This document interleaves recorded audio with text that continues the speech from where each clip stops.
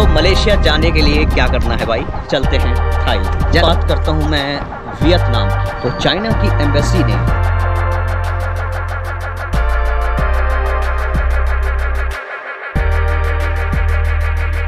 Good morning guys, स्वागत है आप सबका capital of India new Delhi. तो आज की इस वीडियो में हम आपको ये बताएंगे, हमने Bharat, Bangladesh, Malaysia, Thailand, Cambodia, Vietnam, Laos, China, इन सब का टूरिस्ट वीज़ा भारत से क्यों नहीं लिया तो फिर कहाँ से लिया, कितने का लिया और इसके लिए किन किन कागजात की ज़रूरत पड़ी, ये सब कुछ आज के इस वीडियो में हम आपको बताएंगे। ये एक इंफॉर्मेटिव वीडियो है वीज़ा के रिगार्डिंग। तो चलिए वीडियो की करते हैं शुरुआत। मौसम सुहाना है, बादल पूरे छाए हुए हैं। इस वक्त मैं अपने व्हील चेयर पर ही हूँ, देख सकते हो आप, ठीक है। यही व्हील चेयर है जिससे मैंने 8 देशों की यात्रा पूरी की। कई लोग ऐसे पूछे कि भैया मुझे भारत यात्रा करना है, तो इसके लिए हमें क्या करना चाहिए, किससे परमिशन लेना चाहिए, किससे इजाज़त लेना चाहिए, कैसे घूमें, हम कहाँ जाएं, ये सब कुछ वो पूछते हैं। हमने बताया भैया भारत एक अपना देश है। जब आप अपने घर में ऊपर नीचे दाएं बाएं शौचालय, बाथरूम, किचन या किसी दूसरे कमरे में जाते हैं, क्या आप किसी से परमिशन लेते हैं? नहीं। तो वैसे ही भारत हमारा अपना खुद का देश है और खुद के देश में चलने के लिए किसी से किसी को कोई परमिशन लेने या देने की ज़रूरत है ही नहीं। इस तरह का कमेंट हमारे इनबॉक्स में भरे पड़े थे। व्हील चेयर पर भारत यात्रा करने के लिए या आप किसी अन्य माध्यम से, जैसे साइकिल से, मोटरसाइकिल से, व्हील चेयर से, पैदल, किसी भी प्रकार की सफ़र के लिए भारत के अंदर किसी से किसी को कोई इजाज़त, परमिशन लेने की ज़रूरत ही नहीं है, ठीक है। तो ये हो गया क्लियर। तो अब हम चलते हैं आगे बांग्लादेश की तरफ। अगर आप हमारे पुराने सब्सक्राइबर हैं तो आपको याद होगा कि हमने बांग्लादेश के बारे में एक डिटेल्स वीडियो बना रखा है। उसके वीज़ा फीस, उसकी वीज़ा डॉक्यूमेंट्स, वो तमाम तरह की बातें मैंने एक सेपरेट वीडियो में बता रखा है। अगर आपने वो वीडियो नहीं देखे तो हम उस वीडियो का लिंक इस वीडियो के डिस्क्रिप्शन में दिया हुआ है, जाके देख सकते हैं। लेकिन फिर भी हम आपको बांग्लादेश के बारे में इस वीडियो में भी बता देते हैं। क्या करना है बांग्लादेश में? कुछ नहीं करना है। बांग्लादेश का टूरिस्ट वीज़ा अप्लाई करने के लिए 2 तरह के माध्यम हैं, पहला ऑनलाइन या दूसरा ऑफलाइन। ऑनलाइन होता है, उसका वेबसाइट आपके इस वीडियो के डिस्क्रिप्शन में है, वहाँ जाइएगा, ऑनलाइन एप्लीकेशन भरिएगा। जो भी एप्लीकेशन में वो भरना है, आपका नाम, पता, एड्रेस, क्या करते हैं, passport details, personal information, address, mobile number, email ID वगैरह वगैरह, ये सारी चीज़ें आपको भरनी है जो आप देख रहे हैं। इसको भरने के बाद इसका प्रिंट आउट निकालना है। First visa application form, second passport, third passport size photography जिसका बैकग्राउंड सफ़ेद हो। ये तीनों लेके जाना है कहाँ? बांग्लादेश दूतावास। बांग्लादेश दूतावास है नई दिल्ली में, ठीक है जी। बहुत सारे लोग सोचेंगे कि भाई दूतावास किसको बोलते हैं या एम्बेसी किसको बोलते हैं, तो हम आपको बता दें, पहला, किसी भी देश की राजधानी में एम्बेसी होती है और छोटे शहरों में, यानी कि राजधानी के बाद वाले शहरों में, मुंबई, कोलकाता, चेन्नई, हैदराबाद, बेंगलुरु, इन जगहों पर छोटा ब्रांच होता है, उन्हें हम कॉन्सुलेट कहते हैं, ठीक है जी। और एम्बेसी सिर्फ राजधानी में होती है। अगर आप दिल्ली के आसपास रहते हैं तो आप सीधा यहाँ आ सकते हैं। अगर आप किसी और शहर के आसपास रहते हैं तो आप वहाँ ये सारे डॉक्यूमेंट जो मैंने अभी बताए वो सब लेके जा सकते हैं और वहाँ आपको जाना है, जमा करना है और 2-3 दिन बाद आपको वीज़ा मिल जाएगा। और सबसे खास बात, सभी भारतीय नागरिक, किसी भी बांग्लादेशी नागरिकों को भारत का वीज़ा फ्री है। तो ये दोनों तरफ फ्री है, तो इसके लिए कोई शुल्क देने की ज़रूरत ही नहीं है। मैंने भारत की बात की, बांग्लादेश की बात की, अब तीसरा कंट्री है मलेशिया। तो चलिए अब बात करते हैं मलेशिया की। जैसा कि आप सबको पता है कि 1 दिसंबर 2023 से लेकर के 31 दिसंबर 2024 तक सभी चीनी नागरिक और भारतीय नागरिकों को मलेशिया टूरिस्ट वीज़ा फ्री है, ठीक है। अगर आप 31 दिसंबर 2024 से पहले मलेशिया जाते हैं तो क्या क्या चाहिए वो सुनिए। सबसे पहला पासपोर्ट, दूसरा पासपोर्ट साइज फ़ोटो, तीसरा आने और जाने का फ़्लाइट टिकट, ऑनवर्ड्स टिकट यानी आप मलेशिया के अलावा कहीं और किसी दूसरे देश में जा रहे हैं, तो उनका टिकट, चौथा होटल बुकिंग, पांचवा MDAC, अगर मैं सही नहीं बोल रहा हूँ तो वो ये चीज़ें आपके स्क्रीन पर लिख के आ रहा है, ये वाला फॉर्म चाहिए। कैसे हैं आंटी आप? कैसे हैं? बढ़िया ना? हाँ, वो क्या चल रहा है? पानी भरता है ना तोले में। कितने? चलिए कुत्ते पीले हैं, चिड़िया विड़िया को। हाँ, कुत्ते उत्ते को। अच्छा हाँ, सही है गर्मी आंटी, है ना? गर्मी है बहुत। हाँ। ठीक है आंटी, ठीक है। ठीक है, बहुत बहुत शुक्रिया। जो लास्ट वाला डॉक्यूमेंट है MDAC, उस डॉक्यूमेंट को फ्लाइट पकड़ने से 48 घंटा पहले भरना है। उसमें क्या भरना है? उसमें सिर्फ आप अपना नाम, पता, एड्रेस और पासपोर्ट के डिटेल्स, कि पासपोर्ट आपका कब बना, कहाँ बना, कब एक्सपायर होगा, उसकी डिटेल्स आपको उसमें मेंशन करनी है।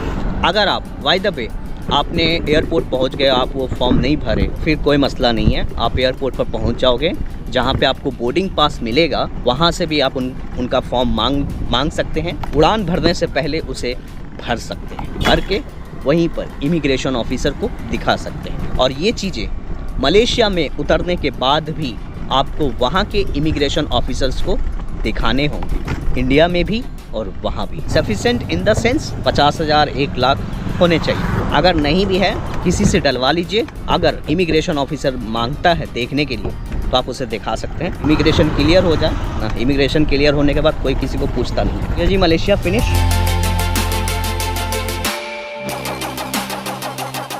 अब चलते हैं थाईलैंड। जैसा कि आपको पता है कि थाईलैंड इस वक्त वीज़ा फ्री प्रोग्राम के तहत चल रहा है। 6 महीने तक सभी इंडियन नागरिकों को वीज़ा मुफ्त देने का ऐलान कर चुका था। ठीक है, थाईलैंड जाने के लिए किन किन चीज़ों की ज़रूरत है वो सुनिए। थाईलैंड जाने के लिए आपको कोई वीज़ा एप्लीकेशन फॉर्म नहीं भरना है। पहला पासपोर्ट, दूसरा पासपोर्ट साइज फ़ोटोग्राफ्स, तीसरा आने जाने का फ़्लाइट टिकट, चौथा होटल बुकिंग, पांचवा बैंक स्टेटमेंट। ये 10 मई तक इनके जो वीज़ा प्रोग्राम है वो फ्री है। अगर आप 10 मई के बाद अप्लाई करोगे तो मे भी शायद चार्ज देने पड़ सकते हैं, कहा नहीं जा सकता। इस पर एक डेडिकेटेड वीडियो बना देंगे अगर कुछ ऐसी नोटिफिकेशन आती है तो थाईलैंड की तरफ से। फिलहाल थाईलैंड जाने के लिए किसी भी तरह की कोई पैसे देने की ज़रूरत नहीं है, बस आपके पास ये सारे डॉक्यूमेंट्स होने चाहिए। ठीक है, वहाँ भी मुफ्त है। ठीक है जी, चलिए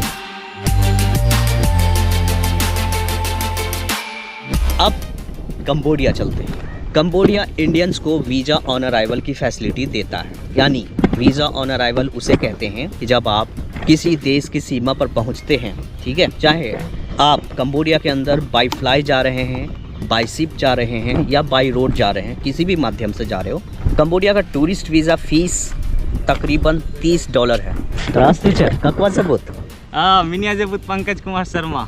Agizete Jibios. Ya zibu ba oksijici. Imini Mahi Mandri. Agizete твоя подруга? У меня нет.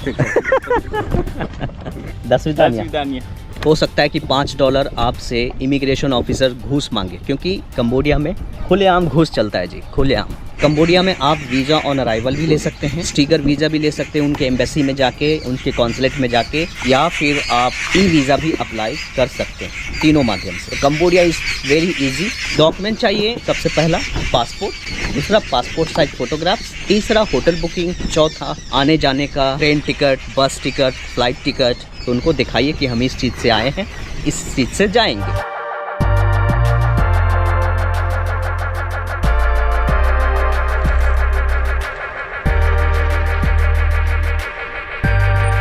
अब बात करता हूं मैं वियतनाम की। वियतनाम का टूरिस्ट वीज़ा हमने अप्लाई किया कहाँ?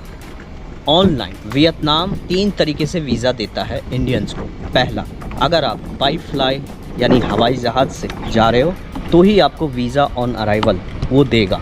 और अगर आप बाई फ्लाई नहीं जा रहे हैं, बाई लैंड जा रहे हैं, बाई बस जा रहे हैं, बाई टैक्सी जा रहे हैं या बाई शिप जा रहे हैं, तो आपको वीज़ा ऑन अराइवल वियतनाम नहीं देगा किसी भी भारतीय को। ठीक है, आप क्या करें भाई, वियतनाम इंडियन सिटीजन्स को ई वीज़ा की फैसिलिटी देता है। ई मतलब इलेक्ट्रॉनिक वीज़ा।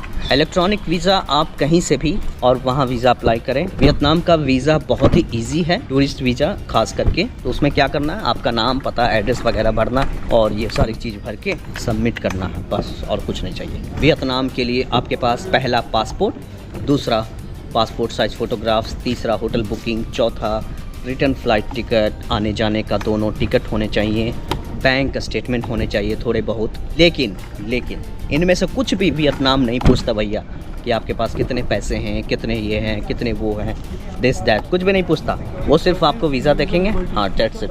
लेकिन लाइन में बड़ा लंबा लगाएंगे वो। और मेरा जो गोप्रो है ना, गर्म होके बार बार बंद हो जा रहा। 5 मिनट चलता है, 5 मिनट में बंद हो जाता है। बहुत प्रॉब्लम है यार, एक चीज़ प्रॉब्लम है, बहुत चीज़ों का प्रॉब्लम है, पर क्या करें, फिर भी सबको लेके चलना पड़ता है। एनीवे, अब आते हैं मुद्दे की बात पर। हनोई में चाइनीज एम्बेसी गया सबसे पहले, तो चाइना की एम्बेसी ने हमें कहा कि एम्बेसी वीज़ा प्रोवाइड नहीं करती। ठीक है, एक चीज़ मुझे पता चला, हर देश में एक पहला एम्बेसी भी होता है जो देश की राजधानी में होता है, कॉन्सुलेट होता है जो राजधानी के बाद वाले जितने शहर होते हैं वहाँ होता है, तीसरा वीज़ा एप्लीकेशन सेंटर होता है, सिर्फ वीज़ा से संबंधित चीज़ें पर कामकाज करती है, जैसे टूरिस्ट वीज़ा। चाइनीज एम्बेसी ने क्या किया, कहा मुझसे कि आप चाइना वीज़ा एप्लीकेशन सेंटर, जो चाइनीज एम्बेसी से तकरीबन 5 किलोमीटर दूर था, हम वहाँ गए। वहाँ जाने के बाद कि अरे आप ऐसे चल रहे हो, व्हील चेयर पर विश्व यात्रा कर रहे हो, झंडा लगाए हुए, तिरंगा झंडा देखा। और फिर वो सारे जो लोग, जितने लोग वहाँ पे काम कर रहे थे, सब देख के शॉक्ड हो गया। उस दिन फ्राइडे था।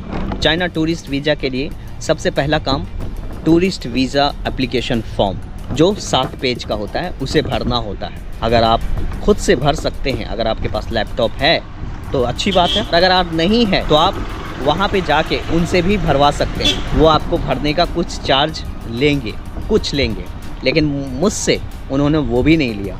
वीज़ा एप्लीकेशन फॉर्म भरना है पहला, दूसरा पासपोर्ट देना है, तीसरा पासपोर्ट साइज फ़ोटोग्राफ्स देनी है, चौथा आइटनरी देना है। चाइना के केस में आइटनरी ज़रूरी है कि आप चाइना के अंदर कहाँ कहाँ जाएंगे, सारी डिटेल्स देनी है, उसे आइटनरी बोलते हैं। ठीक है, मेरे पास आइटनरी भी नहीं था। सर मेरे पास आइटनरी नहीं है, तो उसने एक कागज़ दिया, एक पेन दिया, और मैंने लिख दिया कि फलना तारीख से फलना तारीख तक इस शहर में, फलना तारीख से फलना तारीख तक इस शहर में, चिलना तारीख से चिलना तारीख तक इस शहर में, ऐसे वैसे 4-5 शहरों का नाम लिख दिया। डेट्स इट, वो हो गया ट्रैवल आइटनरी। तो ये आइटनरी बन गए। वहीं पर फॉर्म भी भर गया, वहीं पे पासपोर्ट भी वहीं पर था, फ़ोटो भी दे दिया, और बैंक का स्टेटमेंट भी था, वो भी दे दिया। शाम के 5 बज गए थे, बंद होने वाला था। ठीक है, और बंद हो चुका। ये सैटरडे संडे नहीं होता तो मुझे वहीं पर वीज़ा मिलने वाला था, हैंड टू हैंड। तो यानी टोटल 48 घंटे में हमें चाइना का टूरिस्ट वीज़ा मिल चुका था। इंडिया से आप चाइना का टूरिस्ट वीज़ा लोहे के चना चबाने जैसा बिल्कुल नहीं मिलेगा। संघाई में थे तो हमने संघाई से लाओस का टूरिस्ट वीज़ा अप्लाई किया था। लाओस इंडियंस को वीज़ा ऑन अराइवल की फैसिलिटी देता है। आप ई वीज़ा, स्टिकर वीज़ा और वीज़ा ऑन अराइवल तीनों तरह की फैसिलिटी अवेल कर सकते हैं। कैसे? एम्बेसी तो बीजिंग में था, कॉन्सुलेट था संघाई में। जैसा कि आप हमारे पुराने सब्सक्राइबर हैं, अगर आपने चीन वाली सीरीज़ देखी होगी तो उसमें हमने क्लियर सब कुछ बता रखा है। वहाँ जाने के बाद फिर हमने बस कुछ नहीं, बस $50 दिए, पासपोर्ट दिए और 10 मिनट में वीज़ा दे दिया, जाओ हो गया। और मैं हैरान परेशान, इन देशों का टूरिस्ट वीज़ा ऐसे ही मिलता है, मतलब हंसते खेलते 15 मिनट 10 मिनट और ज़्यादा से ज़्यादा आधा घंटा। अगर सैटरडे संडे आ गया ठीक है, 2-3 दिन लग सकते हैं। तो इन देशों का टूरिस्ट वीज़ा लेना इतना मुश्किल बिल्कुल नहीं। तो उम्मीद है कि हमने इस वीडियो में सारी बातें रखी हैं, बहुत विस्तार से बताया है। फिर भी आपको समझ नहीं आया, अगर आपको लगा कि नहीं आया हमें समझ में, इस पर ईमेल कीजिए और इस नंबर पर व्हाट्सअप कीजिए और हमें बताइए कि आपको क्या समझ नहीं आया। हमारे जितने भी पिछली सीरीज हैं उसे देखें और आपसे गुजारिश करते हैं कि आप वीडियो को लाइक शेयर सब्सक्राइब ज़रूर करें। व्हील चेयर पर विश्व यात्रा कंट्री नंबर 9 जल्द ही शुरू होने वाली है। अगर आपने अभी तक हमारा यूट्यूब चैनल सब्सक्राइब नहीं किया तो please please please please please कर दीजिए। ये आपके लिए मुफ्त है, लेकिन इससे मुझे बहुत मदद मिलती है। हर सोशल मीडिया हमारा एक ही नाम से है, नोमैडिक डिसेबल्ड। बस टाइप करें नोमैडिक डिसेबल्ड और फॉलो करें, सब्सक्राइब करें अगर आपने अभी तक नहीं किया। मिलते हैं एक शानदार जगह पे, एक नई जगह पे। तब तक के लिए जय हिंद, जय भारत।